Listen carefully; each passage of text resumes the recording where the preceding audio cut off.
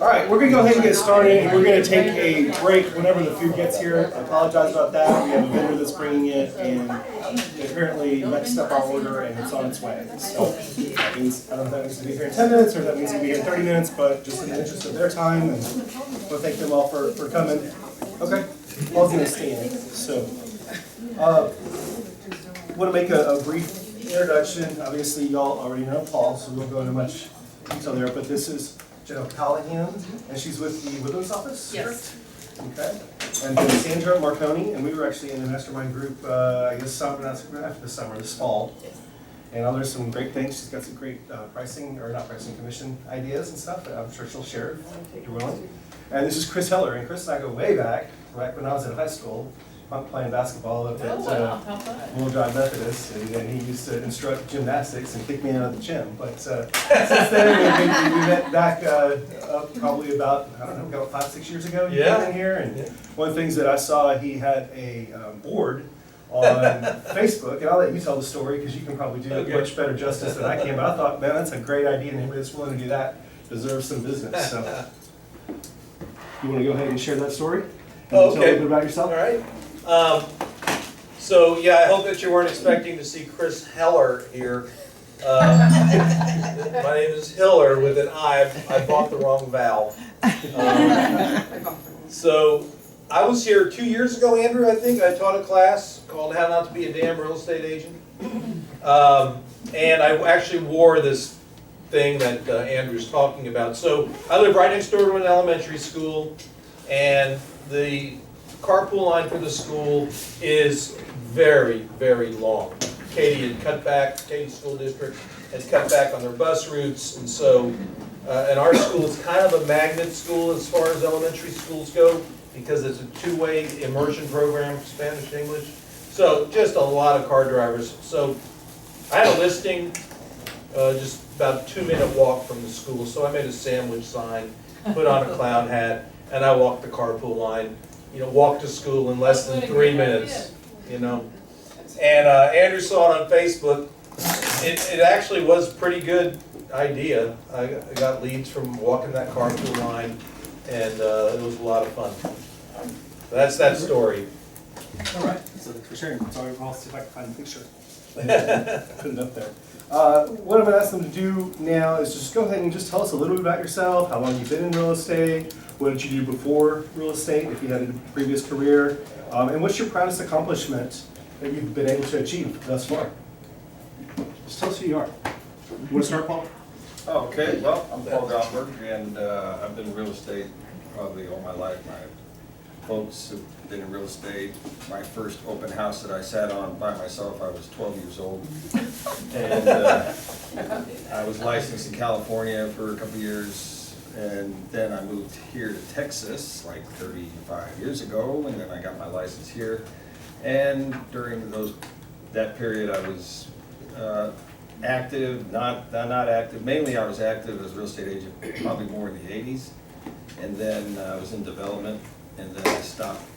I mean, I was still active, but I was building houses in the Heights down in Houston, and then I discovered that when I listed my own new construction that all the agents in that area would blackball me and wouldn't show any of my houses, so I had to actually list with a Coldwell Banker agent down there.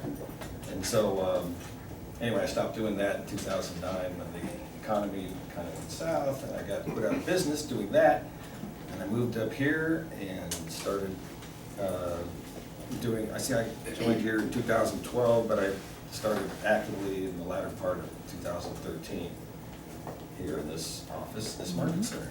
Thanks to Andrew. So I can't even remember what the question was, but Your proudest accomplishment. oh, my proudest accomplishment was I was involved in a $6 million sale way back in the 80s, and real estate sales-wise, so on one building. So. Great. It's not the poop house, Paul? Come on. No, it wasn't a poop house. We'll get into that later. So, your turn. I'm Janelle Callahan. I'm out of the Woodlands office, and I kind of always run up and down this corridor. I've been at Keller Williams. This is my 10th year. I was a year at Ford Realty, if any of you know Ford or need Ford, Bazar. So cut my teeth with him, tough boss. But went into Keller down in the Woodlands, and I did my master's in criminal justice up in San Houston, so I lived in Huntsville for 3 years, and just kind of made my way south, ended up at the Woodlands. I was a teacher at Willis High School and Conroe High School for 9 years. And before that, I was a police officer in College Station, Willis, and Montgomery. I got progressively smaller for 9 years. My husband is also an agent. He was chief of arson for Harris County and assistant chief at HIP for the Arson Bureau. And he used to investigate so many fires and stuff, and he'd call me. Back then there were no teeth in the laws against mortgage fraud or anything like that. This is only like 8 years ago. So he'd call me, hey, can you look up this? Can you look up this? Why don't you just get your license? So he did, and he ended up prosecuting, mostly in Harris County, some in Montgomery. He got 60 indictments against realtors, appraisers, attorneys, and title companies back in the day. So I kind of learned the law enforcement side of that, and that was very interesting. Yeah, and then he retired from both of those jobs over the years, or careers. And he is, he calls himself the lower echelon of the Callahan team, but he keeps us honest and keeps our paperwork done. I love real estate. My dad was an architect, so it was kind of a natural progression to like watching TV to actually understanding a blueprint and a survey and things like that. So that's really helped me in my real estate career. What else were the questions?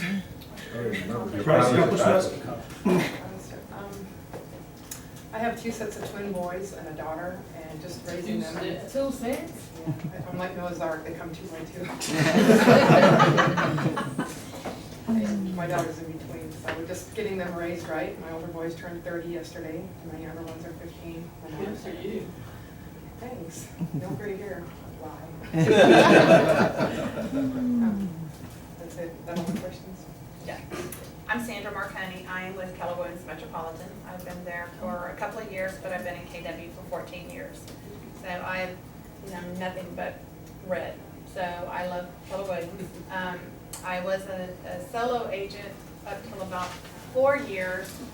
And then one of my sons came to me and said, I just can't do petroleum engineering. And I'm like, oh, okay, what do you want to do? I want to come work with mom and grow the business. And I'm like, I'll get back with you on that one. So he joined about 4 years ago, and he is my lead fires agent. And I've gotten my life back. Now keep in mind, it is still mother-son, and it's really interesting sometimes. But we are in the process of growing our business again. Moving kind of took a little bit of wind out of ourselves. So we have, we're kind of growing back up, and this year our goal is to do 20 million. Right now we're on track to do that 20 million. And it's not, it's not like, oh, I'm wonderful and great, because I'm not. It's just some really hard work that we're doing. A lot of mastermind, with Andrew and a couple of other agents, and just having the right people around me has really helped me to grow. This girl right here has been a good friend also. We've done a couple of deals together, but just having the right people around has really helped me. What is my greatest accomplishment? Well, I have 4 kids. One's turning 30 this month, actually, too. We had them when we were 12. Yeah, absolutely. And so I've got a 30-year-old, a 26-year-old. That's my buyer's agent. She's 24 years old, and a 16-year-old. I am an ice hockey mom, and I do have a husband, and he is great. He takes care of me. But I think one of the biggest things that I did as a solo agent was I made $100,000 in 1 month. And we went to Costa Rica. We had a good time. So that was probably my biggest accomplishment, as a solo agent doing that. And I'm not sure. What year? 2013. That was, yeah, it was. Right, you're hang on, all of us. wait. Yeah, it was 13. Yeah, because it was our 30th anniversary. Yeah. So, and I think with Justin, my son, I think, our goal is, like I said, he is my buyer's agent, and he is a DI, and we all know that DI is probably not the best buyer agents. He kind of wants to kill our buyers. So we're trying to kind of move him into the listing side and then add more to our team as well. So it's kind of a few, no pun intended, moving parts to our team right now. So that's it. Before real estate, I owned a gymnastics business, as Andrew alluded to, and I taught gymnastics in churches and private schools in primarily the River Oaks Memorial area. And when after about 20 years of that, I was hitting an income ceiling because you could only coach so many kids and charge so much money in a week. And there was no way to duplicate or scale my business. I didn't want anybody else out of my supervision dealing with preschoolers. You probably can understand that.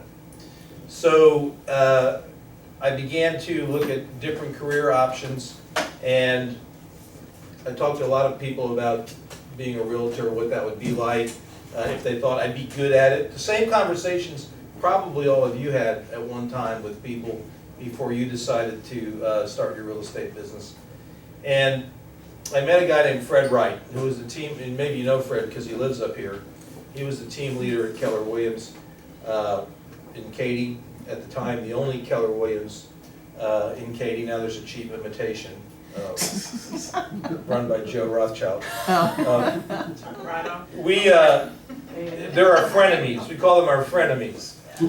And so I got my license in 2000, sold the gymnastics business, and started full-time with my real estate career June 1st of 2001. And the first week I was full-time in real estate, we had Tropical Storm Allison. I don't know if you remember that. That was pretty bad. You're welcome. And then 3 months later, of course, we had 9/11. And then in October, Enron went belly up. And by December, I was sending out resumes. I thought I had made the biggest mistake of my life. And because of Fred Wright, and because of Keller Williams and the culture, I was able to push through, that period of time in the beginning of your real estate career when you're really thinking, I don't know if this is for me. I was able to push through that. And of course, I would have to say, getting through that initial time was probably my biggest accomplishment. And I think it's any successful realtor's biggest accomplishment, is getting through that beginning hard few months or years.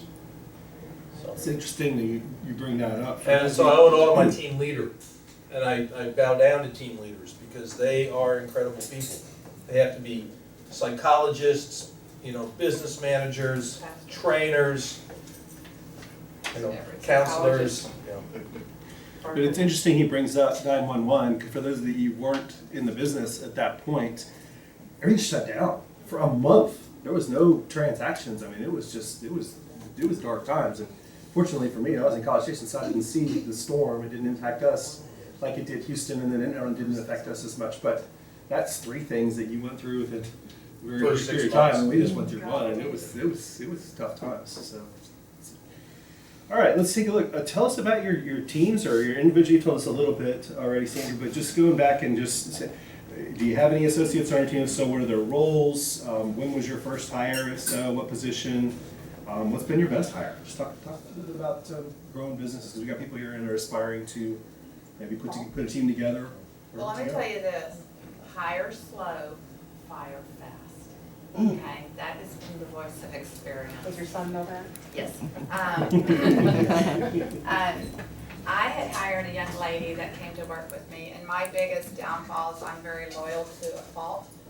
She wound up missing 22 weeks out of 16 months of working for me because she had had back surgery. You can't let somebody go when they're down on their back, no pun intended.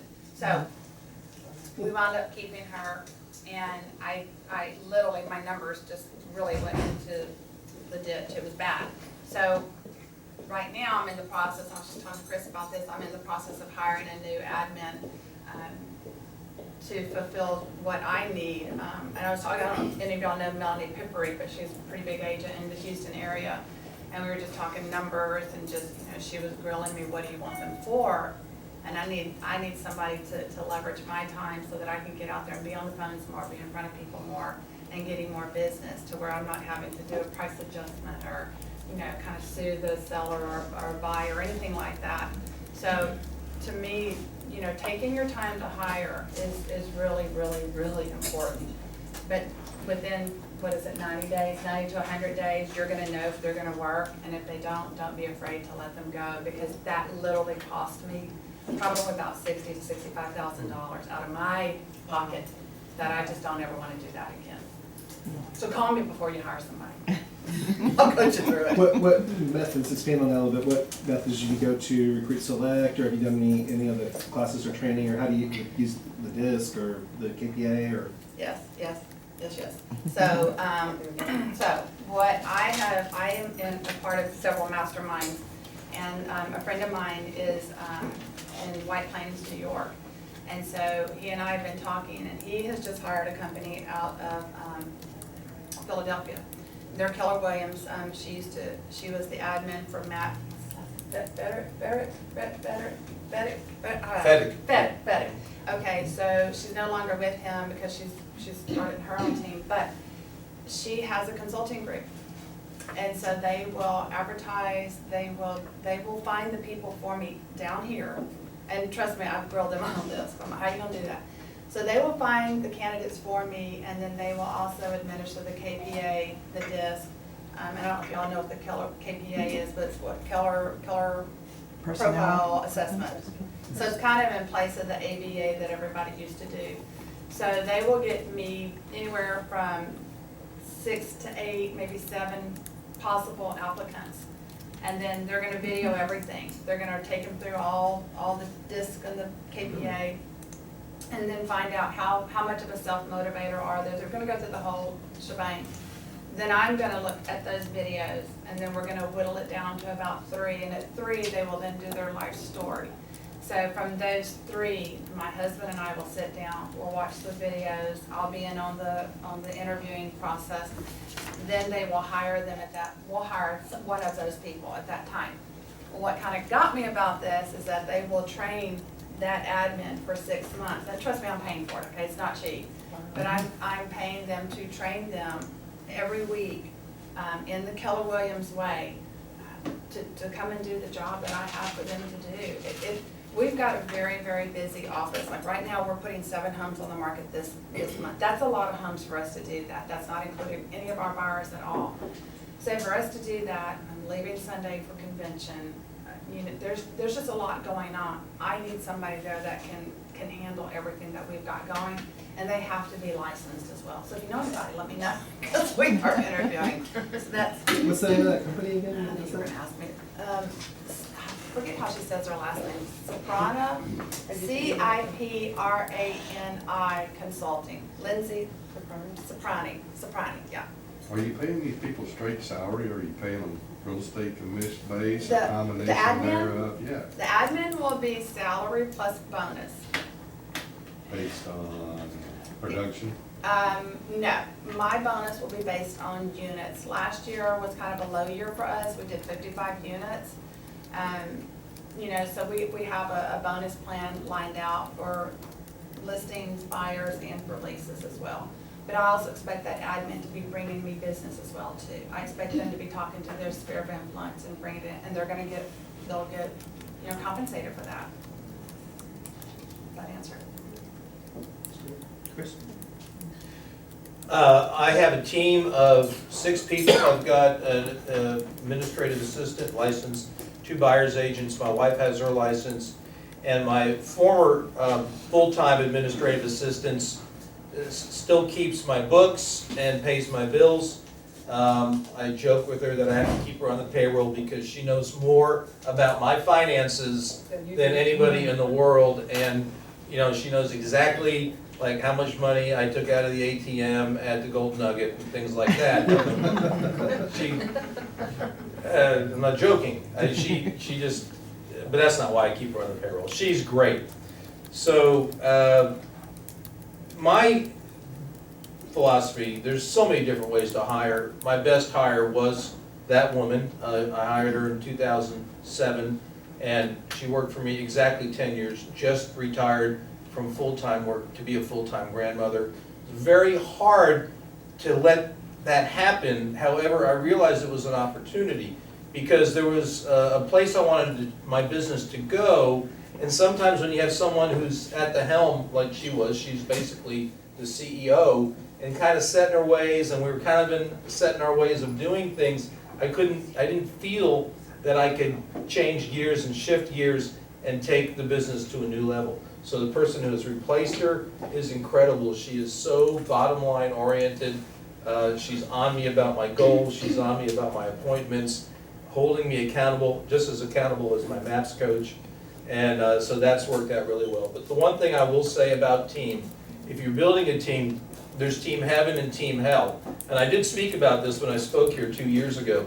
And someone talked about the difference between heaven and hell, and got a chance to see both. And he went down to hell, and he found that in hell there were these big banquet tables, 12 feet in diameter. People were sitting around, and in the middle of the table was the most delicious food that any of them had ever eaten in their life, cooked to perfection. And they all had 10-foot forks, and they couldn't eat the food because they couldn't get the food on the fork and then turn the fork around and put it in their mouth. And so that was why it was hell. And they went to heaven and found the same tables, the same food, the same forks, and everybody was having a blast. Why? They were feeding each other. And so my goal, and another thing I'm kind of proud of, is that my team is not a revolving door. People come on my team, they stay on my team, and I want to keep them on my team, whatever it takes, as long as they're performing. And the philosophy in my team is that we're feeding each other. It's not, there's so much business in a month, and everybody has to make sure they get their fair share. It's, are you getting your needs met? Are you reaching your income goals? Do you have enough opportunity? Do you need more opportunity? Let's see how we can get more opportunity for you. And I think that that's been a big part of the success of my team, is I try to create team heaven, a place where people love to come to work, where we have a lot of fun. I'm not pressuring people, they don't feel stressed out by me. They might feel stressed out about the normal things that we get stressed out about in real estate. However, I want our office to be a refuge, a place they can come in from the storm and get support and help and make a lot of money. Great to know. What was the question? Just kidding. My team. Well, there's my husband. He's kind of the Mr. Mom support, because our boys are sophomores, and they play football, and they're on powerlifting, and they play baseball. Our daughter's on the high school softball team. So we have a lot going on. She's a junior and they're sophomore, so he makes sure the clothes are washed, everything's done, kind of a role reversal since he retired. And then he still likes he's a former Marine, former police officer, so his gym time is his golden time. That's 3 hours, and he schedules everything in. But other times, like, he'll go get my lock boxes, do this, do that, because I don't have a $10 an hour runner, $15 an hour runner, whatever. So he takes care of all that, or he'll input the data. We have a licensed assistant also, she's been with us 2.5 years, and I've had 2 other assistants before then, and they graduated from college, got married, moved away kind of thing. So they were good fits, but the gal I have now is phenomenal, and we met, our boys were on the same football team back when, so just got a kind of friendship, gave her the tests, just to make sure, it's like, no offense, but I really need to see if we can work together, because I know we're friends, and it's been a great fit. So April 1st, she's transitioning to buyer's agent, and I'm also searching for a new admin assistant, because my husband's like, well, I can do it. No, you can't. This test is DI, it's like a goalpost. That's great for a person in charge, but not the cuddly, like your son and the buyer's agents. My husband would take them out a few years ago. I gave them 5 things that they wanted. They wanted these 5 things. I showed them 6 houses, and then they said, well, we're just not feeling it. Feeling it, schmealing it. I showed them everything they wanted, blah, blah, blah. Okay, maybe you need to come out of the buyer's agent role, back in the office. And that's what he's good at. So he's good at cultivating everything, getting the paperwork in order. Like if I ever get sued, God forbid, because my folders are like top notch because of him, because he spent his life in court. So everything is good there. He stays in the office. He does the pickup work. He's Mr. Mom. I wouldn't be where I'm at, without him and a great assistant. So now it's to the point, and then I have 2 other agents, and they were new about 3 or 4 years ago, and now they're doing really well. But my overflow, because it's seasonal, you get overflow, and so I give them for a percent, like a 25% referral fee. Hey, can you take these guys out? Mainly my leases and probably my under 250 stuff. because that's hard and fast, and those go fast. And now they're doing so well, they don't hardly have time for me anymore, so I need to cultivate a couple more, agents. So do I wanna grow my team? Yes, but you know what? I have 3 kids that are gonna be gone in 2 and 3 years, and I just need to be at home as much as I can after that. Phew, I'll be blowing it up, growing the team again. But right now, we have a good-sized team, we get things done. The tests, I've given them all the tests, but that KPA, I'm a little leery of that. When I took it last year, it said that I would never be a mega agent and I would be a good buyer's agent on a team. Oh, my God. Okay, we're like number 4 out of 475 agents, and I've been an ALC the 10 years I've been at Keller Williams. So I'm like, well, maybe I was tired when I took it, or maybe it could be. So no offense, but don't go hard and fast by those tests. But I do like the DISC test, and that taught me, like, I'm all DI, you can tell, all, like everything else is like this. And Patricia, when they were in our office, they're so sweet. They're all of us, hi, how are you doing? You know, how's your mother? Me, I'm like, hey, I need this, blah, blah, blah, blah, blah, blah. So I try to emulate you guys, because you're always so kind and you lead into the conversation. And that is a shortfall of a DI person. I do realize that. So that, and my assistant is the polar opposite of me, but she's got enough D and I in her that she's gonna be a great buyer's agent. So giving her all those tests, with a grain of salt and our working relationship, and I trust her. That's a big issue too. When you hire, do you trust them? That's huge. Would I trust her to pick up my kids? Yes. Would I trust her to reconcile my bank account? Yes. That's huge to me, the trust thing. So I'm off my bandwagon for that. But that's our team, and we've officed at the office for the 10 years that I've been at KW. Expanded. I had 2 buyer's agents when I first started, at the ground running. And 2 assistants. And then we kind of went down to 1 buyer's agent, 1 assistant, and then I had none for a year and a half. It was my husband. Time to hire someone else. Like I said, he sat in that chair for about 2 hours a day. I need someone in there 8 hours a day, every day, consistently doing stuff. And when I would say, hey, I need this, this, and this, again, in my DI personality, he would look at me and say, are you ordering me? You need a lackey. You don't need an assistant. Okay, I'm kind of kidding, but I was like, okay, so I'm a little bossy. I get that, I'm sorry. So hiring, don't hire your husband. Patricia? Too late. Yeah, too late. You're partners. I know, you guys are great partners. And my husband's a great guy too, but it's just, he needs to be in a different level, which he's found his comfort level. Like I said, he keeps us honest, he keeps the files down, he understands .loop more than probably anybody I've ever met, and he loves it. He's just into that. So he and our coordinator always talk to each other and figure out stuff. So I'm happy with the team we have right now, looking to expand, absolutely, but it's probably gonna be another 2 to 3 years. Well, I would love to bring another buyer's agent on, because our market is just, gosh, in the last, right now, our numbers last week were where our numbers were last year in March. So, like you said, the 7 listings coming up, we have 5 coming up next week, and everything we listed 2 weeks ago is all under contract. Yeah, so that's wonderful to hear. So I don't technically have a team, but I couldn't be where I am if I didn't have my assistant, who's also a real estate agent. She's sitting right over there, Casey. I had 2 pitiful hires before. One of them turned out to be a thief who stole like a heater from me and would be playing on Facebook and not doing her job. Did you give her the tests? No, I didn't give her the test.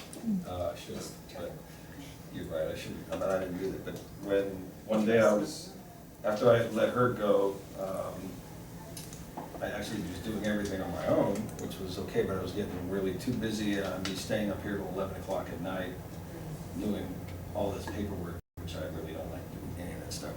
So one day, I was sitting on property desk, and she walked in and said hi, and I said, you know, I need somebody like part-time, because she was working for another agent here, and she goes, I just got let go, or something like that. I just got let go, and I said, okay, you're full-time. So she gets a salary, and then she can go out.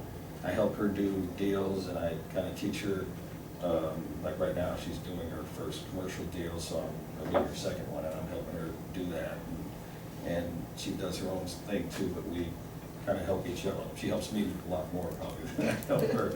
But she's, you know, like a lot of times, I like to take vacations and go places, and so she's handling my listings for me. She'll go on the appointments and do them if I'm not around. And she's also a buyer's agent, and she can do everything, so. I couldn't be doing what I'm doing if I didn't have Casey, so. It's all good. Good job, Casey. Yeah, Casey. And you trust her, that's I good. trust her, she's not playing It's around, and she shows up and does everything she's supposed to do, which is good. I don't ask her to do stuff. I ask her sometimes, hey, did you do this, you do that? She's, yeah, I did this, why are you asking me again? You know, so. All right, let's talk a little bit about pricing listings, and how do you ensure that you price your listing right from the start? Or what do you do when you know that maybe a seller is probably asking more than they probably should? Do you build in price reductions?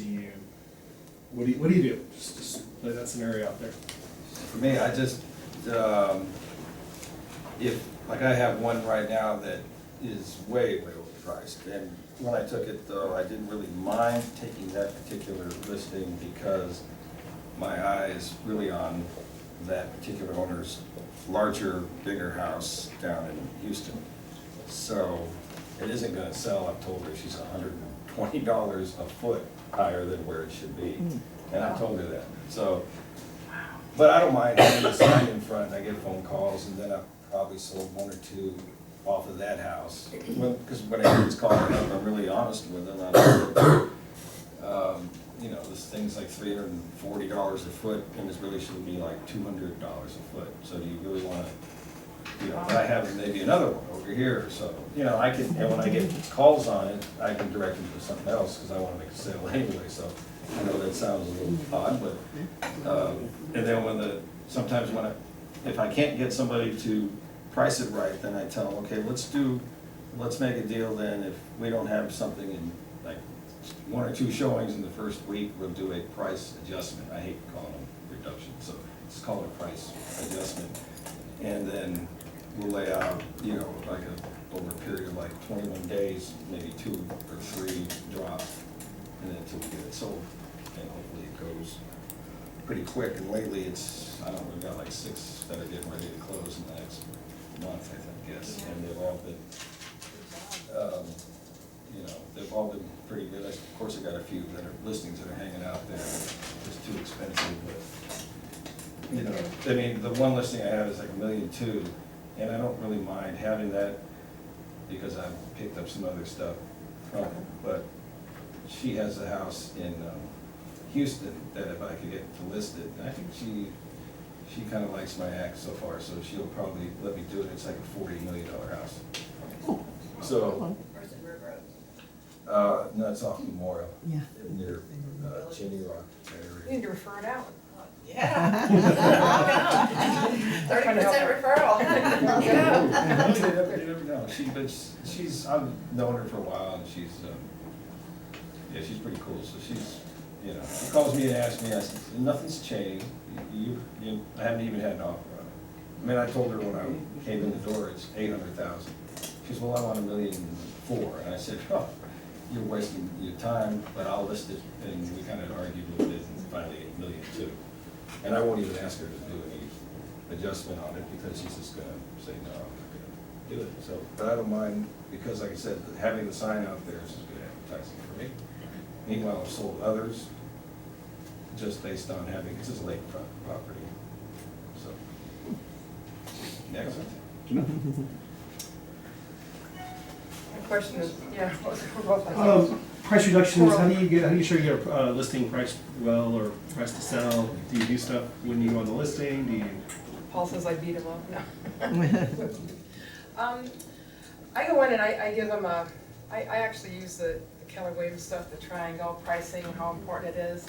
And I don't know, in our market, typically we have multiple offers if we price it low to medium. And, you know, like when you bid on eBay, if any of you used to do that or do it, it's like, I'm not gonna let that son of a gun beat me.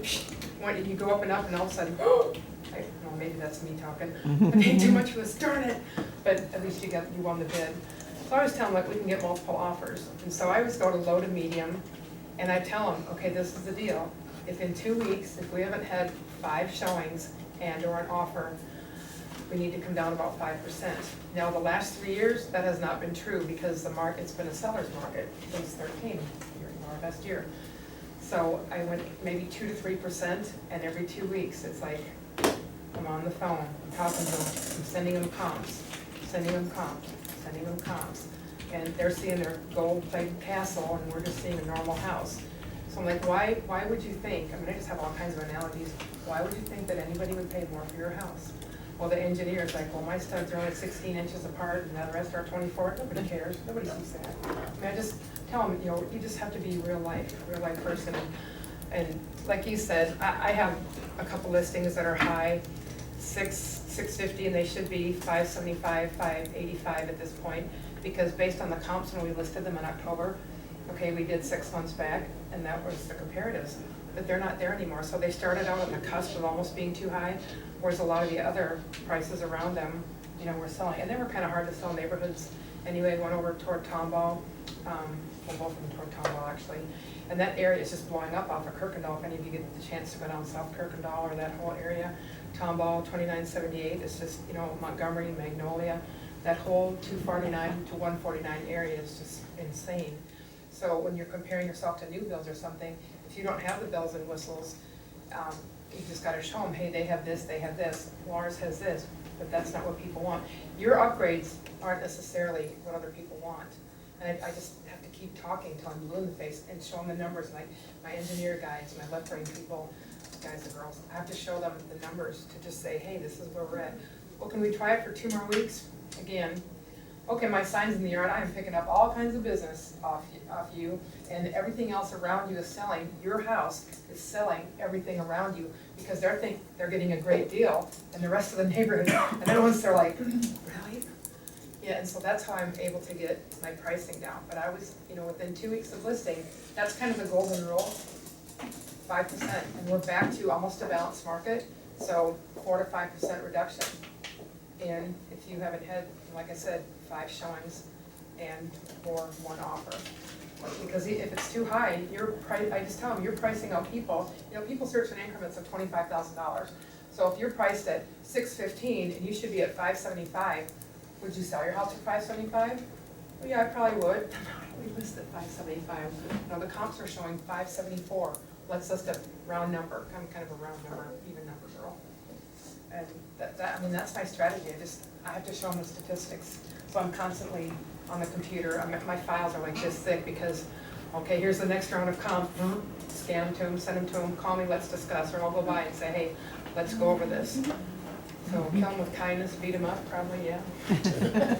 This is the pricing pyramid that she was talking about, pricing triangle thank you. that you were talking about. This is golden for us. This is golden. Yeah, and then I show them the reference, like, well, where'd that come from? Is that a Keller Williams thing? No, it's not. It's everywhere thing. Okay. And so it just shows how much activity you're gonna have. If you price it 15% of blood value, you're only gonna have 10% of the population looking at your. Yeah, thanks for pointing that out.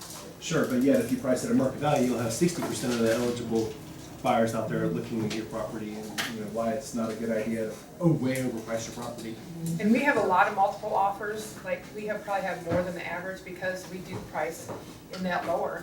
And it's like if you don't like it and you keep getting low offers, I just tell them we'll raise it. I have never had to raise it, knock on wood, yet, because we do end up getting the multiple offers and it goes higher than what we listed. Depending on the price point of the house, sometimes up to $25,000 more. Wow. Does it appraise? No. But we'll fight that battle when we get to it, but still, there's multiple offers, and so usually they're willing to pay the difference in cash of what the appraisal price is, or. Do you find that buyers are skeptical, and sellers are skeptical of that though, when you have that conversation with them, or? They are, but I always tell them, I said, look, you can opt out, if we keep getting, 1, 2, 3, 4 offers that are below list price or at list price, well, typically by then, within the first week, they're like, this is a pain in the butt, leaving and whatever, and packing up the kids, putting away the dog, da-da-da-da. So they're actually ready to go with that list price, or if we get 2 or 3 offers, I just let them know, hey, multiple offers, give me your best offer by 5 p.m. tomorrow night. Sometimes people back out, I'm not gonna get into a guessing contest, blah, blah, blah. But that's usually on the lower end homes, like under 200. Anything above that, they're like, oh yeah, we'll come up 10,000, we'll come up 6,000, where do we need to be? Talk to your agent. The agent say, where do we need to be? give you your best offer. And that's been very successful for us. We put in, if I feel like I'm taking a listing that's overpriced, we go ahead and agree on the price adjustment and we put it in the listing agreement. So that if within 2 weeks, we're again having no showings or no offer, we automatically, it's on my calendar, it gets reduced. And then a lot of times we'll go ahead and have them sign the amendment as well too, so that it's ready to go. So I don't have to call them and say, hey, I need that signed amendment to reduce your price. We go ahead and have it signed, and hopefully we won't need this, but if we do, we have it ready to go, and we usually get it reduced. I really try not to overprice our homes. I've got one that's hanging out there right now, but people really can't sell because they don't have anywhere to go, getting a new job out of state. So, you know, I don't mind. She's about to have a baby. It's just kind of a weird situation. But for the most part, the rest of them, you know, if I have an engineer who's like, well, I want 300,000, I'll just flip those comps right around and just shove it right back up. Not shove it, just kind of push it lightly in front of them. I said, You have to. okay, well, based on the numbers that we have here, can you kind of help me understand where you're coming from? Why do you want that number when an appraiser's gonna work off of this? They tend to back down, and if they just want, you know, if it's not too stupid, outrageous, I'll list it, but for the most part, we have ours priced pretty effectively. We just were in a multiple offer situation. And, Price, right? it did affect our price, we did go up, and it did not appraise, and it came in last night, back at what I initially wanted, what we had it listed for. And so, my seller and I were looking at the comps last night, and I'm like, oh God, your neighbor sold it for 10,000 less. And I said, oh, you better be praying, because that's what the adjuster's gonna go off of, and sure enough, it came in 10,000 higher, and I texted her, I said, hallelujah, you came in at this, and she's like, seriously? I'm like, yes, and she's like, take it, do it, I'm like, it's done. So, it was kinda interesting, but you just have to be really good at reading your numbers, and if you can't read those numbers really good, find somebody in your office that does, that's, you know, somewhat aggressive, but yet somewhat conservative as well too, because you just don't want to have your listings sitting out there, it's costing you money. Right, and what she's saying about the appraisal, I, either pay for the appraisal if it looks like they won't, or I have them pay for a full-blown appraisal, $400. And I said, will you agree to list what the appraiser does if you don't believe me, and not so much believing me, but I said, this is what the bank is gonna use, because, you know, cash buyers, about 12% of all transactions are cash buyers. So, you know, 3 years ago, they were 26%, so they were almost double, but now we're back down to about 12-13%. So more than likely, you're gonna get a loan no matter what the price point. So I just, if they're gonna be obstinate, and I know it's not gonna sell or appraise for that, I'll say, well, you go with their, oh, and they're like, oh.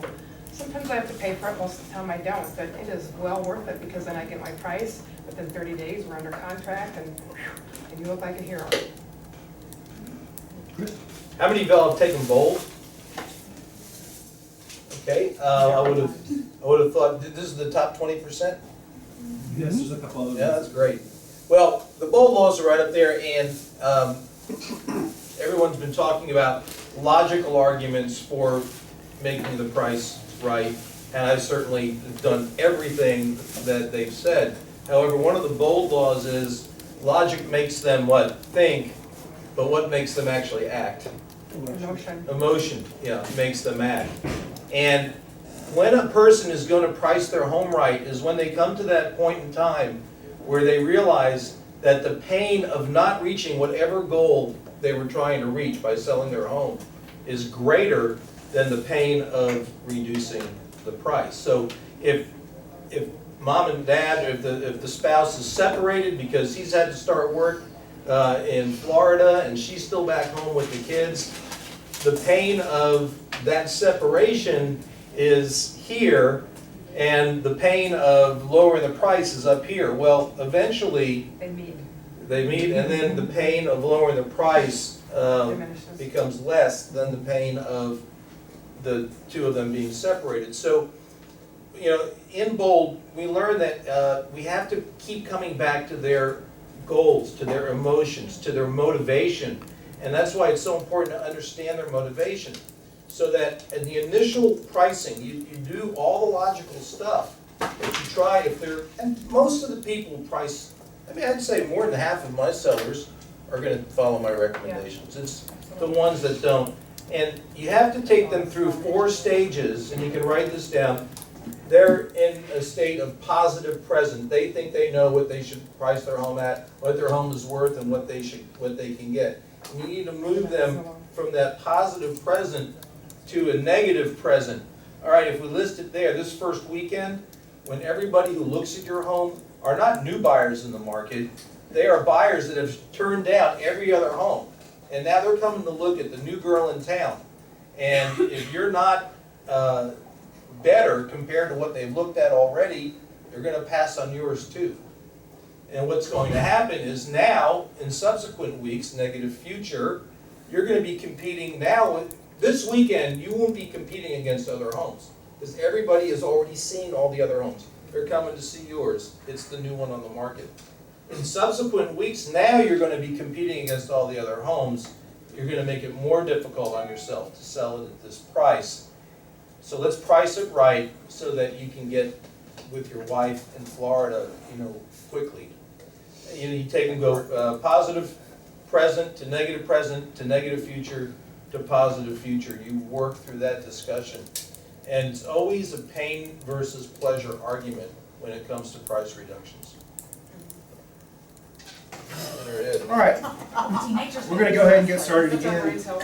Guys, let's talk about communicating with your clients. What kind of systems, what kind of procedures do you do? How often do you communicate with your clients?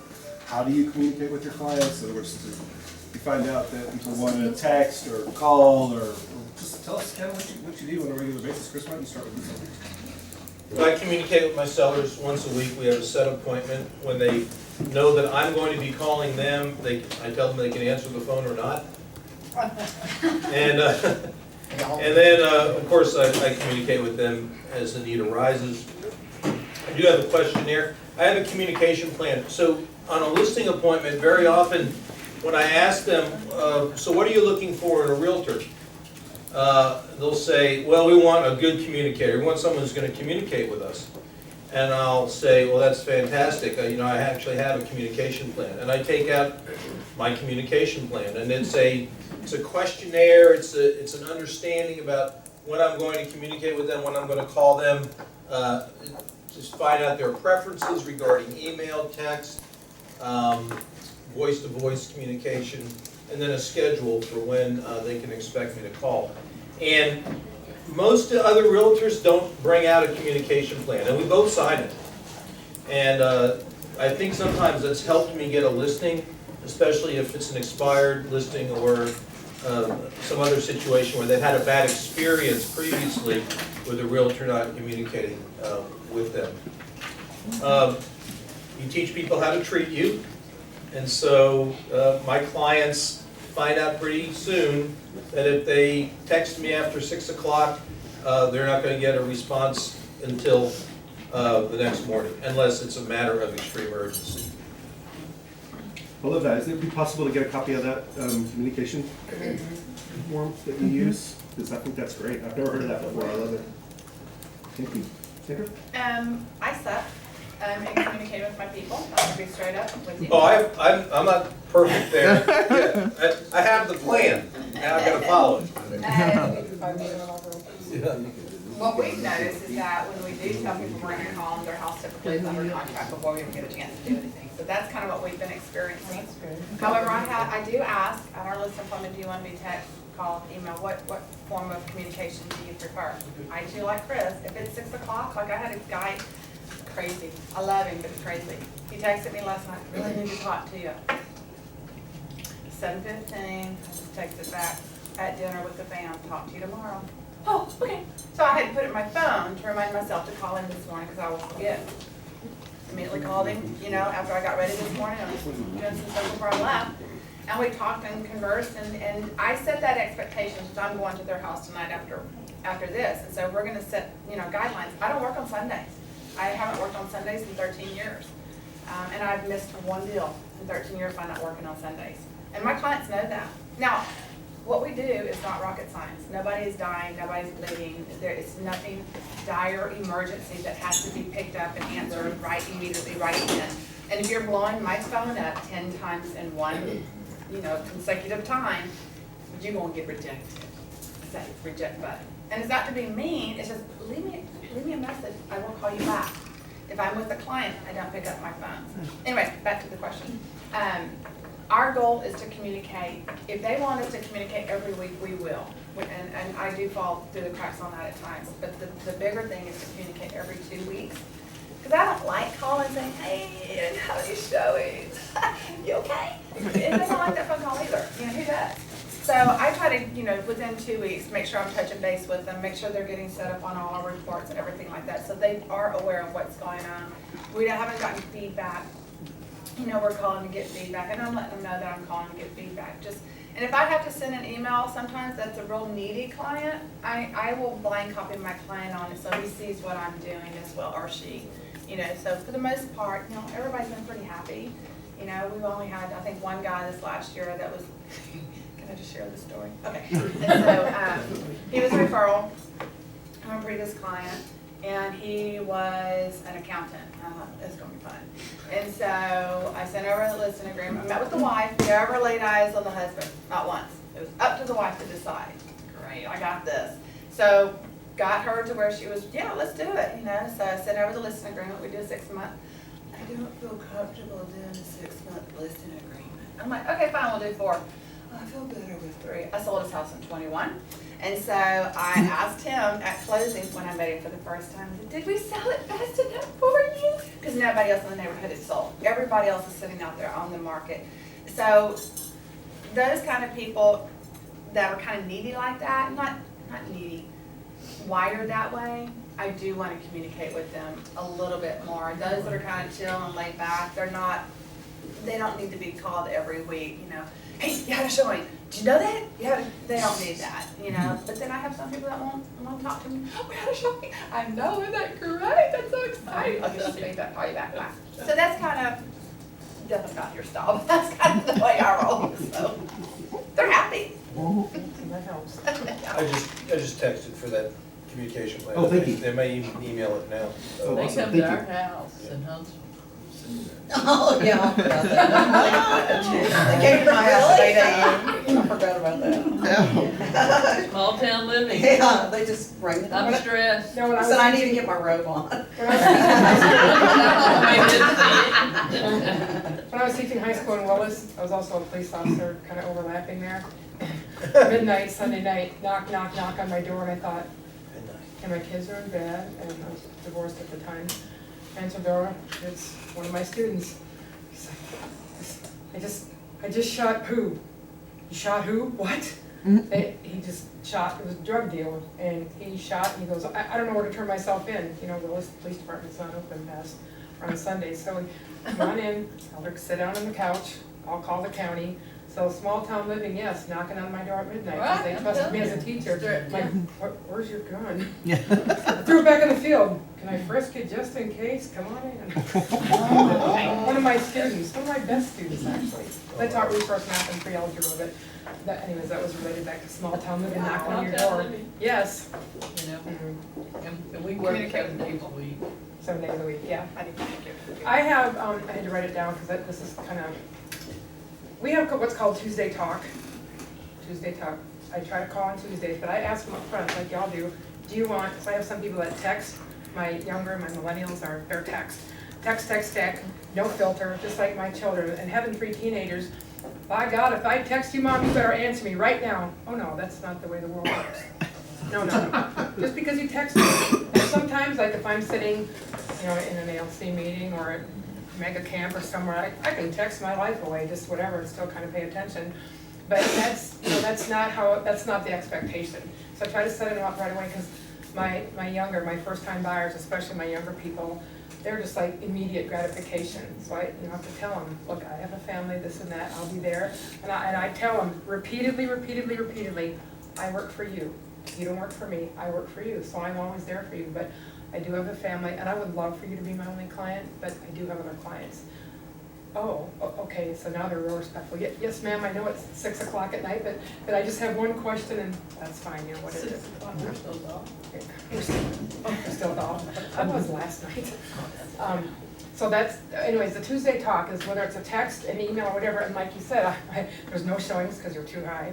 I mean, there's nothing, but what I have is the HAR, I don't know if you use this, it's the HAR thing that you set them up on. Market Insight. Market Insight, thank you, it's right there. I love that. I absolutely love that. And you can tweak it. I do it for all my listings.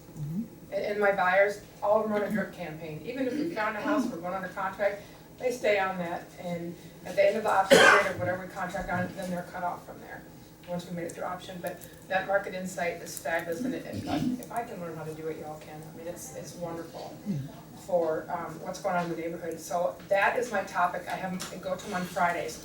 That is my topic of conversation on Tuesdays. If we've had no showings or this or that, well, hey, let's look at the Market Insight. I make them pull it up, or I'll go over it, or they trust me to do whatever.